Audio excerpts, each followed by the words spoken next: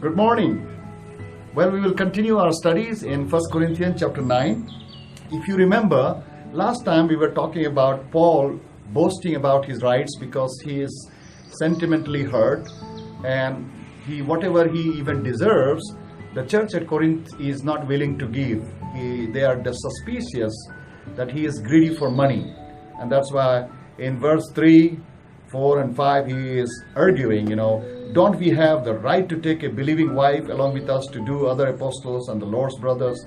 Or is it only I and Barnabas who must work for a living? He was a tent maker and he was supporting himself, and the church at Corinth was not willing to support. So in 1 Corinthians chapter 9 all the way to verse 12, he is claiming his rights. He says in verse 12, if others have this right of support from you, shouldn't we have it all the more? Then he even quotes Old Testament there, scripture of authority in verse 9. For it is written in the law of Moses, do not muzzle an ox while it is treading out the grain. But Paul's point is not that. In fact, Paul is trying to convey something different. David Prior, in his commentary in BSD series, he coins the term a timeless challenge. Paul is actually giving a timeless challenge to all the Christian leaders in his time and in the days to come. He writes on page 156, and I quote, the Corinthians expected an impressive apostle to be very firm on his rights, claiming his rights, very firm. But Paul makes a completely contradictory case. And in so doing, he builds up an approach to the ministry of the gospel, which is a timeless challenge to everyone called to share in the gospel. David Priori says, we might almost call this Paul's password in verse 12 and 15. This is actually Paul's password. This is the key to his success. He says, David Prior writes, he simply is not concerned about rights. He has deliberately chosen to forgo each and carry one of them.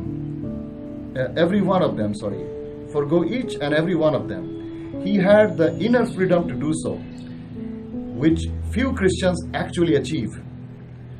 By thus freely ignoring his rights, he was actually celebrating his freedom. And if by any chance the Corinthians were beginning to think he was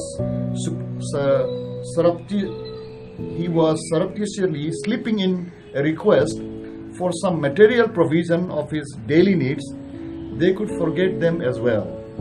Paul's emotional involvement in his ministry might well be a matter for evaluation. His integrity was completely above board.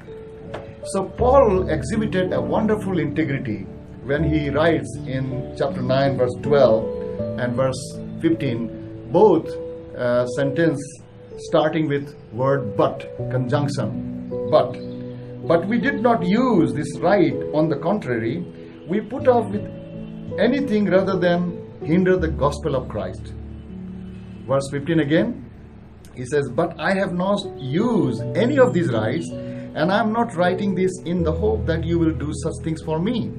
I would rather die than have anyone deprive me of the boast. Yet, when I preach the gospel, I cannot boast, for I am compelled to preach. Woe to me if I do not preach the gospel. If I preach voluntarily, I have a reward. If not voluntarily, I am simply discharging the trust committed to me. What then is my reward? In other words, Paul says, I have the rights, but I am willingly, voluntarily foregoing all these rights because I have a sense of calling and the love of God compels me. Call to Christian leadership and Christian service is completely different.